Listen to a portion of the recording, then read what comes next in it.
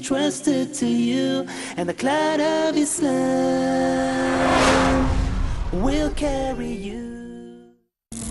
In the history of mankind, the longest that the Christians ruled Muslims is in Mozambique. وَإِن تَتَوَلَّوْا, we ruled Spain for 800 years. No Christian nation has ever ruled Muslims for that period of time. And we didn't do our job. Imagine, there was not one man left in that country to give the azan. Finished. But we are still to do the job. Allah says this is the destiny of His deen, to master them all, overcome them all, supersede them all. And I see in this verse a future for the Muslims of America.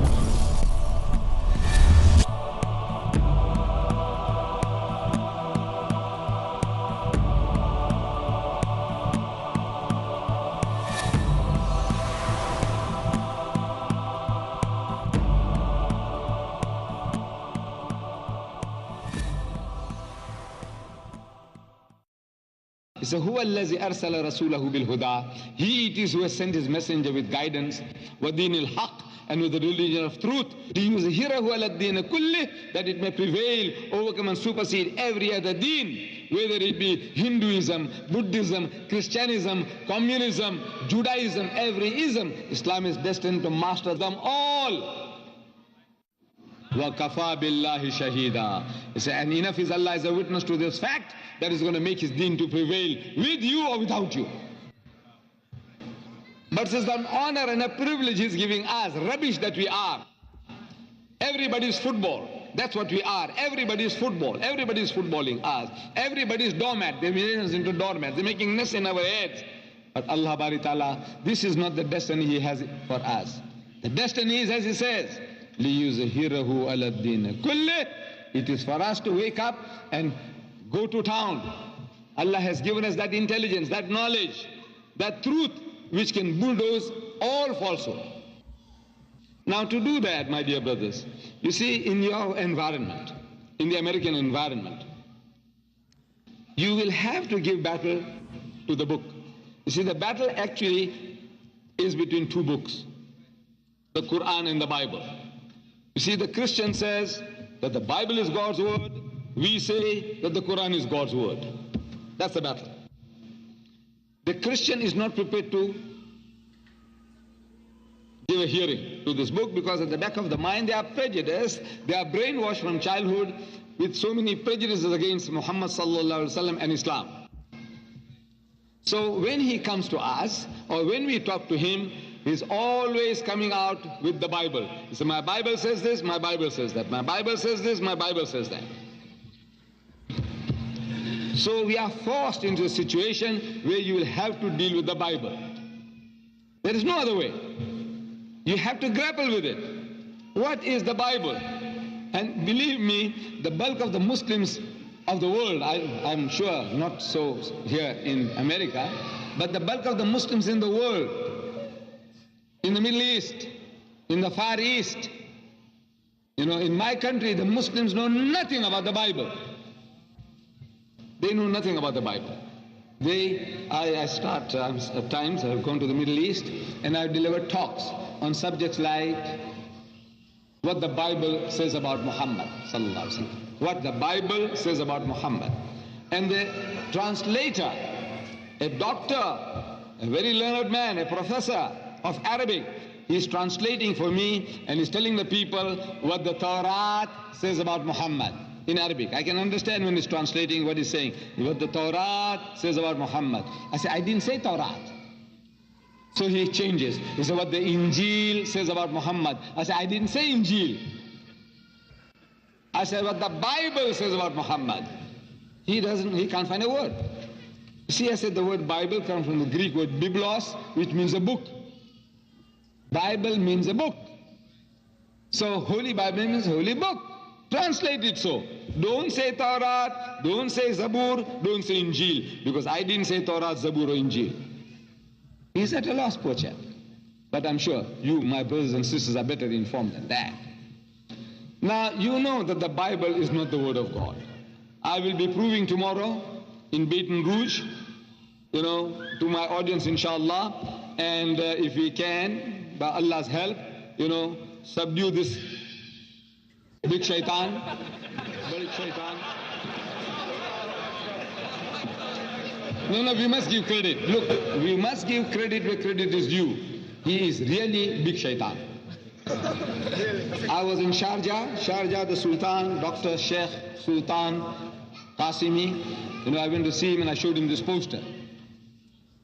And when he saw the picture, he told me these words. These are his words. This is big shaitan. I said, how do you know? You people in the Middle East, what do you know about this big shaitan? He says, no, I was in America and I was fiddling with my TV and this guy came on. And he says, I was spellbound. This guy said, even if he's swearing your mother, you can't switch him off. If he's swearing your mother, you feel like breaking the screen, you feel like breaking the TV set, but you can't switch him off. Allah gave him such powers. That charisma, he mesmerizes people, he hypnotizes people, he can make people to eat out of his hands.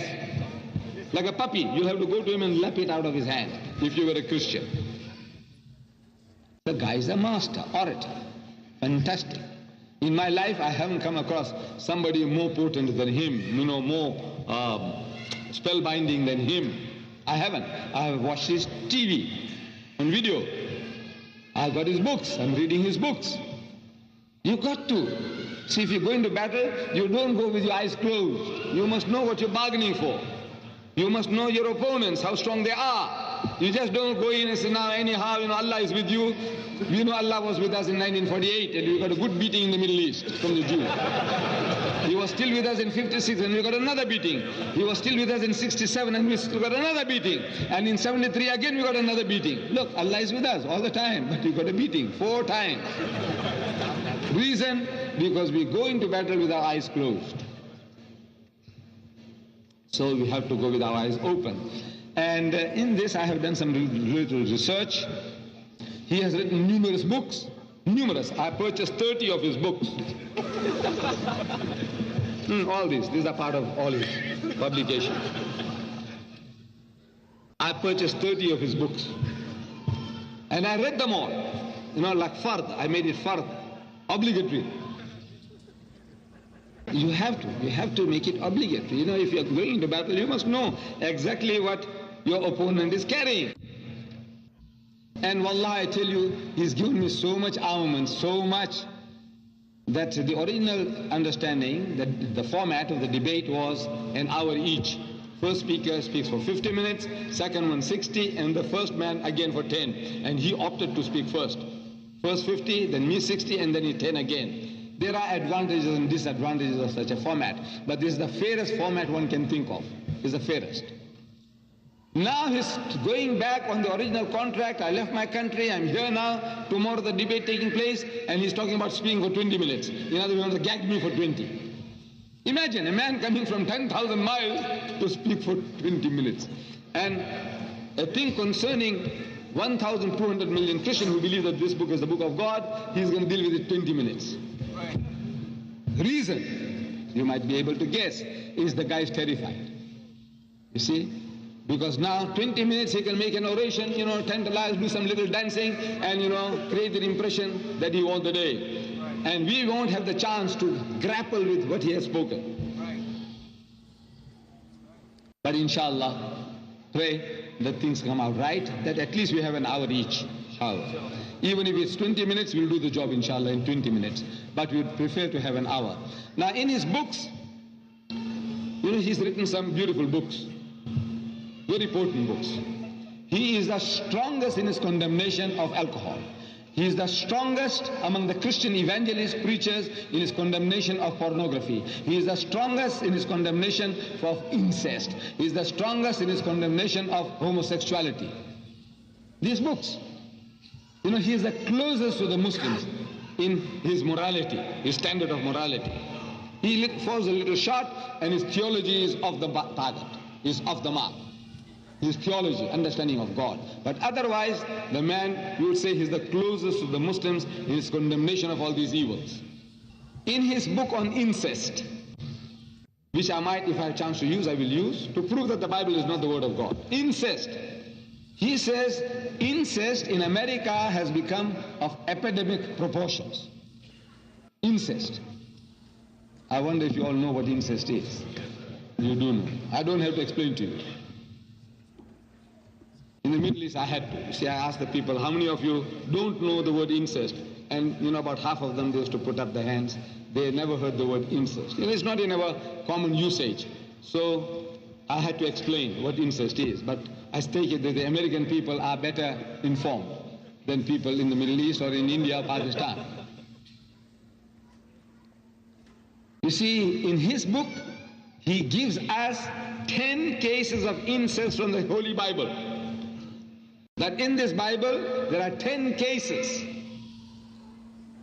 10 different couplings of incest in this holy book, the Bible. So it does shock a person. What is it? Is this a textbook on incest? That if you want to know what can you do to commit incest? Like it tells you in the first book of the Bible called Genesis, I knew about 4 cases of incest. In his book, he gives me the 5th one. So he's my teacher. He educated me one more incest than what I knew. Father and daughters getting together night after night. And the father made the daughters pregnant, and both of them gave birth to a son each. One was named Moab, and the other one was named Ammon, from whom we get the names Ammonites and the Moabites in the Bible. Children of Lut alayhi salam cohabiting with his daughters. Then Genesis chapter 35 verse 22, it speaks about Reuben, one of the sons of Yaqub alayhi salam. He goes and cohabits with his mother on the roof. And this is Israel was told that your son with his mother, and he didn't even say oof, he didn't even say ah, he didn't even say oof. Imagine, the man is told that your son did this to your wife. Your son did it to your wife, his mother, and he didn't even say, he said nothing. Then he speaks about Ibrahim alayhi salam. They say that he cohabited with his sister Sarah, was his sister. They say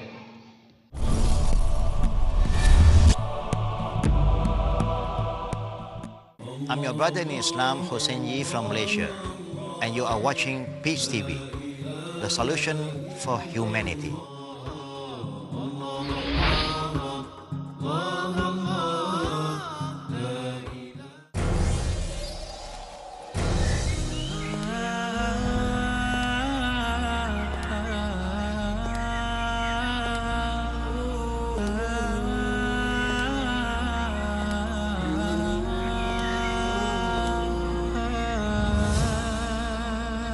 Marriage is the cornerstone for a successful society.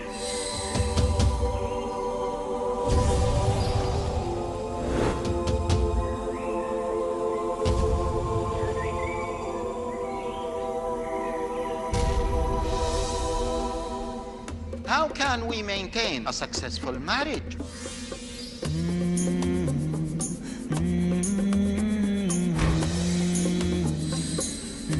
Join us in this journey where we learn how to plan for it, execute it, maintain it, and end it according to Islam.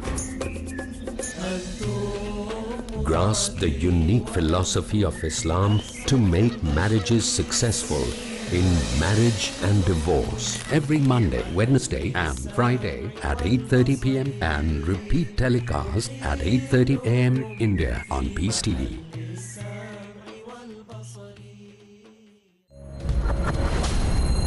A man of character and faith in Allah. How did your journey begin? I could have dreamt of becoming the best doctor in the world. The turning point in my life was when I met Shaikh Ahmed Deedat. With outstanding dedication. I've dedicated myself fully, honorary, voluntary, for the sake of spreading the message of peace. With extraordinary determination. Was there any planning involved? There was no planning from my side, it was planning from God's side. With crystal clear vision. Besides being a good Muslim, it's the duty of a Muslim that they should spread the message of peace throughout the world. Watch Dr. Zakir striving with excellence the impeccable journey in life as he surmounts and overcomes challenges and threats in the way of spreading the truth of Islam worldwide. In Dr. Zakir, His Story, next on Peace TV.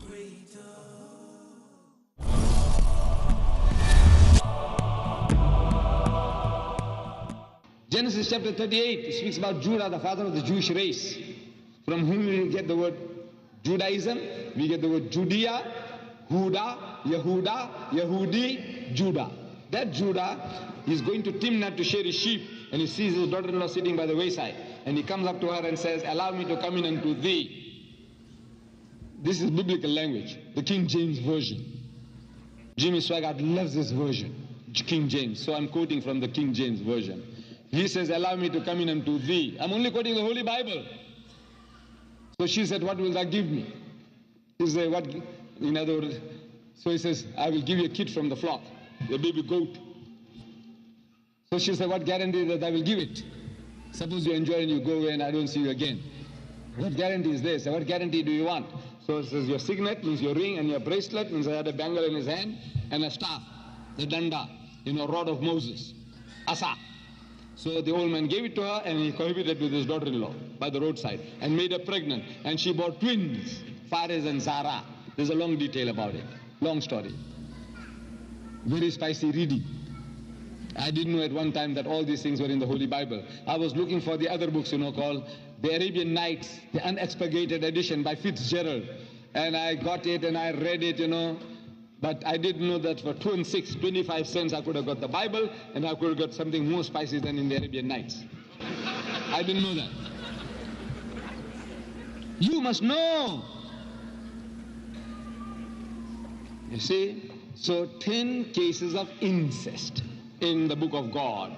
Book of God, for what purpose is God telling you all this? That father and daughters, father-in-law and daughter-in-law, brother and sister, son and mother. For what reason? Why is he telling you all this? Now, the type of stories that you read naturally creates the type of mentality that you have. This is a foregone thing. If you eat junky foods, you become a junkie. If you read filthy, dirty stuff, your mind becomes filthy and dirty. And he says that. Who? Jimmy Swaggart. He's written a book on pornography, and he's telling us that this acts like a drug. Pornography acts like a drug. He says you get addicted to it, just like a drug. Like alcohol, like drug, marijuana, you also get addicted to pornography. Addiction takes place. Then escalation takes place. Then desensitization. These are all his terms. I didn't know. He's made research. Desensitization takes place. And then number 4 is that you want to act out the role. What you are seeing, reading, you act it out. That is how pornography works. So, in this holy book, there is a beautiful chapter, the highest form of pornography that you can think of. In my country, my government banned extracts from the Bible. It's a very strong government, very Christian. Of course, it has its unjust policy of apartheid, but religiously, it's one of the most religious communities of the Christians in the world. Some of the things that I can buy here, your Playboy magazine and something else like that from Kennedy Airport or from Chicago. I land in South Africa and I go to jail for 2 years. That's how strict my government is.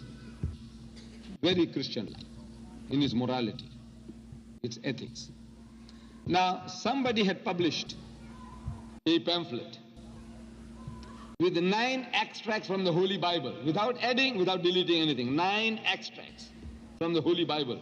And this was somebody sent it to the publications board, and the publications board declared this undesirable, means banned. And there were 2 priests on the board when they banned this. But these poor priests, they didn't know that it was from their own holy book. They didn't know it. Can you imagine? Verses from the Bible, 9 extracts banned. My country, for one word, a 1 4-letter word, they had banned a book called Lady Chatterley's Lover.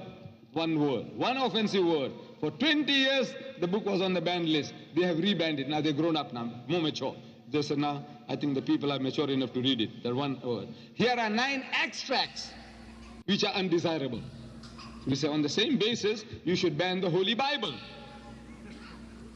But of course, they live by it, they take an oath by it. So it's very, very difficult. But they have done the job. They've given it to us that this is undesirable. Pornography of the highest order.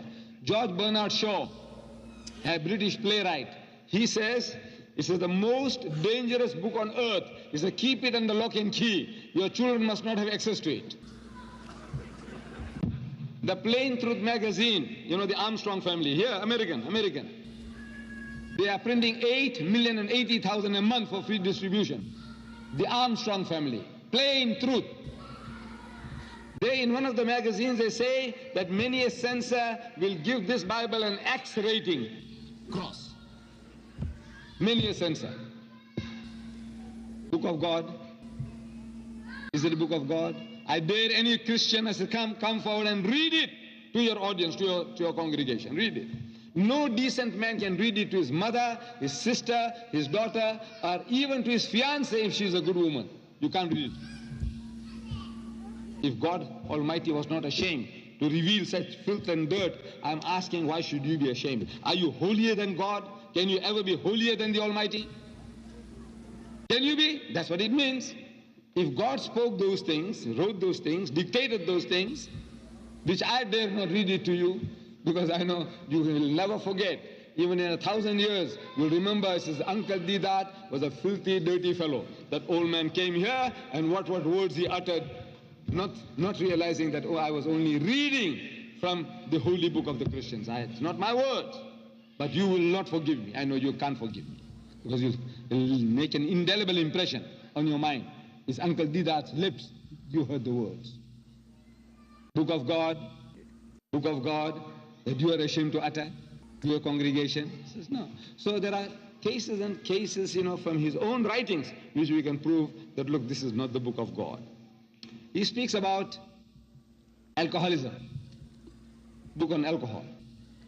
In that he says that there are 11 million American drunkards, 11 million drunkards in America, and 44 million heavy drinkers. And he says, and I agree with him, he said, I see no difference between the two, between the drunkards and the heavy drinkers, which means 55 million drunkards according to Jimmy Swaggart. I say, brother Swaggart, you must also add your social drinkers. Because Islam teaches that whatever intoxicates in greater quantity is forbidden even in smaller quantity. That's what the Holy Prophet Muhammad said. So there is no excuse for a nip or a tot. So if you add those, also your social drinkers, 800 million drunkards. You haven't got the answer. Because your preachers, he's complaining himself that the preachers, the evangelists, the Bible thumpers, the hot gospelers, he said they are not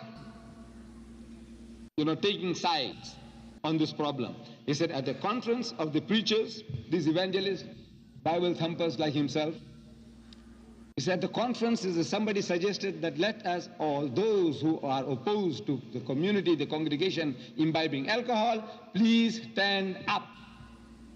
And he says nobody stood up. Nobody stood up. Which means they were all opting for drink. And they reasoned. He said if our Lord Jesus Christ, if he turned water into wine at the marriage feast at Cana, what is wrong with us drinking? If what is good for our God is good for us. And it's good logic. Don't you agree? If it is good for your God, it's good for you. They said, no. Our friend Swaggart says, he said, look, that was not alcohol, that was pure juice. Pure grape juice. But the other brothers of his, the bulk of them, what they say? He said, you see, this is the same wine wine in Greek, which Lot drank and cohabited with his daughter. Same wine wine. So the Christians now, they have no answer to the problem of alcoholism, simply because it is not in their book. The only book on the face of the earth which says don't touch that devilish stuff is Holy Quran. Islam has a solution to all the problems. Wallah, to all the problems, we have it. We must try and save these people from the mire in which they are. Last June, or the June before, 300,000 sodomites, Qawm Lut, they gathered in San Francisco on a pilgrimage, led by 50 lesbians on motorcycles. That nation is harassing the world, harassing our people. At the present moment, out of the world, 70,000 missionaries, crusaders, 60% are Americans. I worked it out, 42,000 Americans are raising the dust throughout the world, while in their own motherland, in their own homeland, They are deep in the mire with the sodomites, with the surplus women in New York next door. I'm told by your statisticians, they say there are 1 million more women than men. If every man in New York got married, there will still be 1 million women who can't get husbands. And of the manpower you have there, 1/3 are gays, sodomites, Qawm Lut. Can you imagine the mess you are in? There are 7.8 million more women in America than men. That is if every man got married, which will never happen. You know, men get cold feet for so many different reasons. Then your prison population, 98% are men. Then something happens at the weaker sex, You find more widows than widowers. Men seem to die more. There's something amazing taking place at childbirth. As if nature is trying to take revenge on man for his cleverness. He's too damn clever. He says, right. Allah says, I'll fix you up. At childbirth, I'm told that the average ratio of males to female is 50 to 50, 50% each, equal. But in child mortality, more males die than females. Do you know that? The stronger sex, the boys, they die more than girls. Why? I don't know. Nobody can explain. We say we are the stronger sex. Who? The male. More males die in child mortality. Anyway, everywhere in the world, more males die than females. Disparity. Wars, more men die than women. Look, the proportion is going out and out of proportion. The only religion now which gives an answer to the problem is Islam. But they laugh at you. They're making a mockery of you. So you're Muslims. How many wives have you got? How many wives have you got? I say, you fool, this is the solution to your problem. You don't listen to us, don't listen to Allah, then you simmer in your soup, and the simmering in their own soup.